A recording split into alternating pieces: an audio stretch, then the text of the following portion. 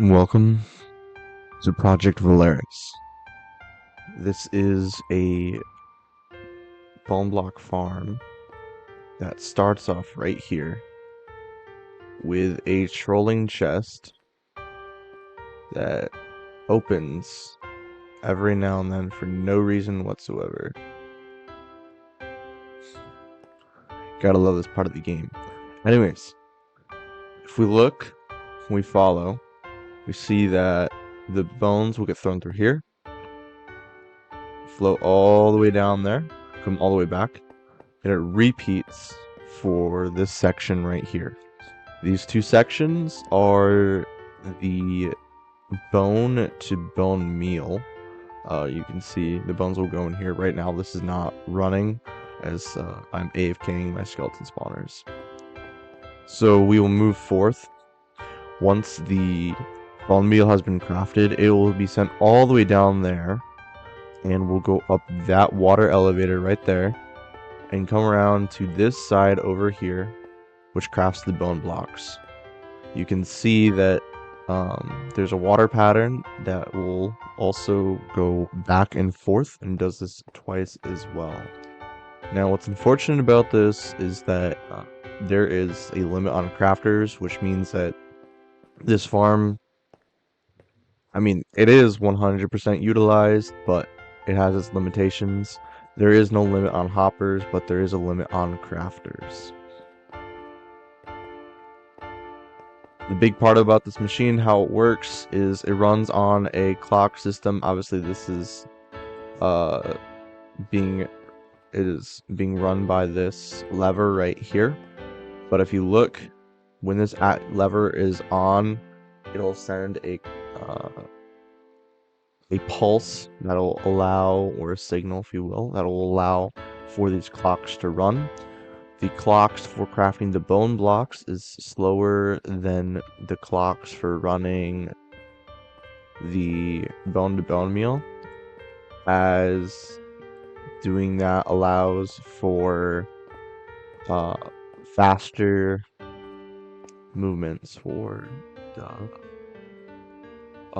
faster crafting for the bones. So if we look, right now I only have 13,000 bones, but we drop a page, drop another page.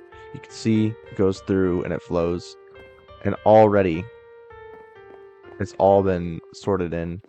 Now all I need to do is turn on the levers for this side, turn on that lever, turn on that lever, and you'll see all this bone meal is getting crafted. Obviously this is not at max capacity, but when this is at max capacity, this can produce an insane amount of bone blocks, an insane amount of money. So after that, we go over here, and what we'll find is that by the end, we will have shulker boxes full of bone blocks. Now, unfortunately, I personally cannot utilize this farm to its max because I do not have enough shulker or skeleton spawners. But if you have enough skeleton spawners, this thing can hold up to 1 million bones per row. So there are, I like to call each of these spots where there's 16 crafters, I like to call these spots model stations, and then the full row I call a model row. And the difference is just that model row is made up of 7 stations with 16 crafters, and obviously it goes all the way down and it'll all cycle through. So there really is no limit for this machine, other apart from actually, you probably don't want that, bro. Gotta heat me some bone meal or might die. I think, actually, is that preventing anything? No. But anyways, you can, obviously you'll have some issues with white dye and whatnot, which is problematic. I don't believe I have an item filter set up, but well, actually no, I do. This is the item filter right here. So if you look, yeah. Anyways, there's a item filter right here that will allow for you to go through. You can see this is all the white dye, and these hoppers are here so that you can pick up that white dye as opposed to having to worry about it not being able to like pick it up and whatnot, so we don't have to worry about what I just did right there, where actually no, they should have actually gone in there because I placed it right here. But yeah, this is a really cool machine. I came up with this design completely on my own in creative, and then I shared it with a couple friends, and together we've built it. This farm took about 4 hours to design. It took another 1 to 3 hours to do all the math, and then it took another 4 to 6 hours to build. So in total, this took from beginning to end, this took me about probably 12 hours to do. Now, unfortunately, I didn't get to watch the end or see it be completed, but my friends were kind and cool enough to finish it while I was offline. And yeah, it was super cool. Unfortunately, this base was found though. It hasn't been griefed yet, but which is nice, but it kind of sucks. I mean, we can look around and we can see that like this is a really, really big farm. So to explain more in depth just how everything, because now you can see the upside. Okay. You can now see the upper part of it, but so the bones come in over there, and then you don't have to use frog lights as a light source. I just use them because I think it makes it look nicer. But the bones will come in through this side, they'll flow through in the middle between the hoppers, and then they will come through here, and then they'll cycle. So they'll follow this line, they'll come back, and then once they come back, they go through again, and then once they reach the end of this line, they'll actually, you can see that soul sand over there. They will go up, and then they'll just start all over. So you can have this farm running for long periods of time, which is really neat, as it'll allow you to just make a lot of money. This farm does require multiple people to load it. As you can see, obviously I can see it with my render distance, but it will be hard to see all of it. I mean, you could see all the bone meal coming in right now. It's not that much, unfortunately, but again, when this thing is moving at max speed, this thing is really insane. I will actually show you guys something in creative, just showing you what it looks like moving at max speed in a couple minutes. But anyhow, it's the same system over here where you have the water. It's cycling through, and it goes through. It'll go up this elevator, cycle through, go all the way around, follow this, and it'll repeat by going. This is where the bone meal goes, and it'll repeat going into here, and it'll cycle through. What's nice is that there's a lot of black stained glass. It does get kind of expensive, but part of it's for walking around, part of it's just to see visually. I'll turn on shaders in a second so you can see what it looks like, but right here is the shulker loaders. Obviously there is an opening. I only added this white stained glass in case anyone wanted to do a second layer, but then while building this I found out that there's a maximum on how many crafters you can have in a single area, so you can't really expand this farm, unfortunately, unless you want to do storage and stuff. This storage is not optimized. There are plenty of better ways to be doing this, so at some point it should be done that this store system will get changed. But as you can see, the items can flow around, and then they'll go into the middle, and these are shulker loaders, which are not automatic. Oh, I should refill these. Some of these are ready, but yeah, you can go through, and yeah, so right now we have 2, and then if you do /auction bone block, you can see, look for a stack. So holy crap, that's really expensive. 700. All right, yeah. I mean, right now, bone blocks are insanely, like, shulkers with bone blocks are insanely expensive. So yeah, right now I can just do auction sell. Let's do 805k. And as soon as those get sold, voila, I've made 1.6 million. This farm, unfortunately, is very variable and dependent on the market, and it's dependent on how many spawners you have. So if I really wanted to, what I could do right now is I could get all my skeleton spawners. Plus, I have 11,000 shards that I could use too, but I can use that. Oh yeah. Someone put chickens in my base. I don't know why. But yeah, you can just do that.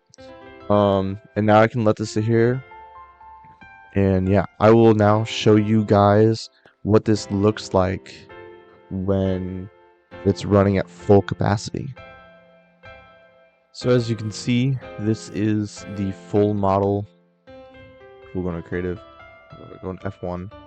But you can see this is the full model.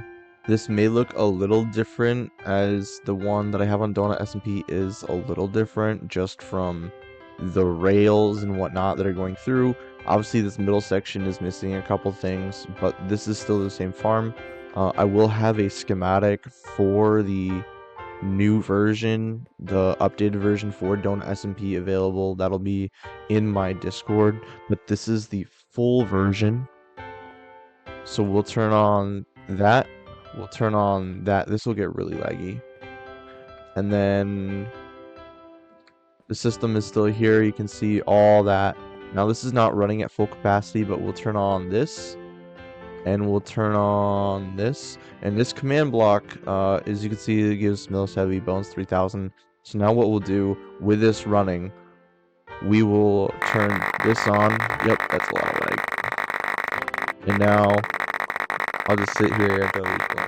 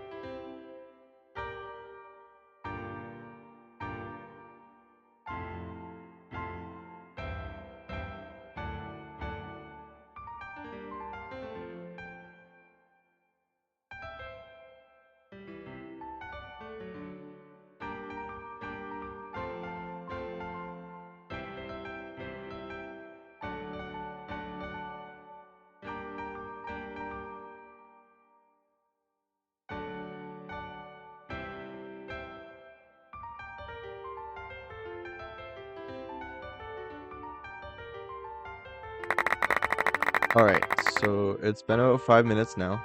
Oh, this is gonna be really laggy. You can see now, this is max capacity. I have no idea how long it's been at max capacity for, but it is so good that it's overflowing. That is a lot of white dye.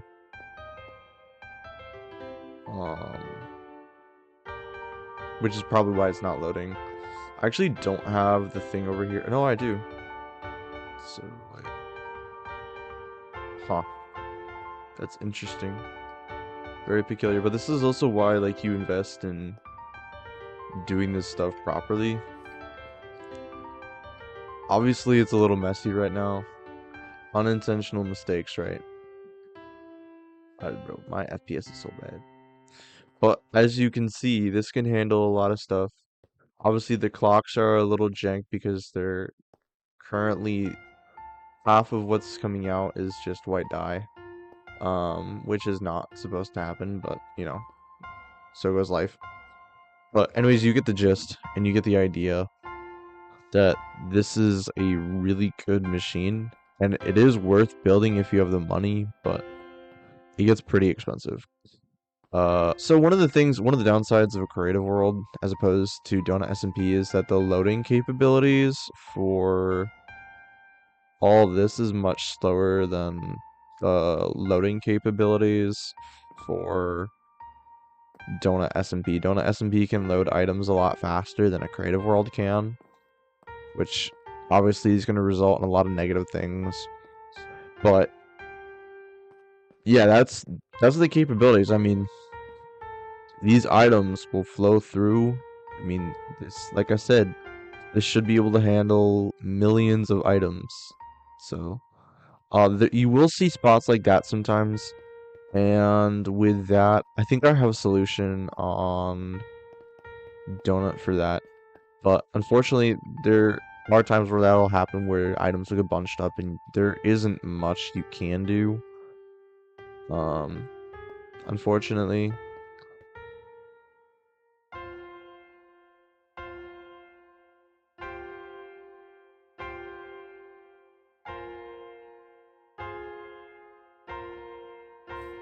This looks really cool, but it's horrendously laggy. So I'm gonna turn down my render distance. Oh yeah, that's not gonna help either. 87 chunks is gonna be a real killer. But I mean, this looks so cool. I love one of my teammates, like I don't have it on this version, but one of my teammates added redstone lamps that goes up and down. So you'll be able to see that. But obviously right now it's just not like that. Sidebar, if you are wanting this resource pack, which so what I did was this background, the armor, the custom totem of undying. Diamond armor does have a custom G or icons and whatnot, but I haven't done the in your inventory items yet. Also did golden mangoes, did some fighting stuff. So diamond and netherite stuff has been shrunk down to half its size. Mace has been changed. What else is there? A couple blocks have been changed. So like, the obsidian elytra is not my resource pack, but you can do like for bedrock. Bedrock now looks like the Grim Reaper, because you know, like on DonutSMP, if you leak your bedrock, you're dead. Oh, that's an AI generated image, which I normally don't like AI, but you know, you win some, you lose some. Uh, you can see over here. I'll come over here. You can see all the items. Or not see all the items.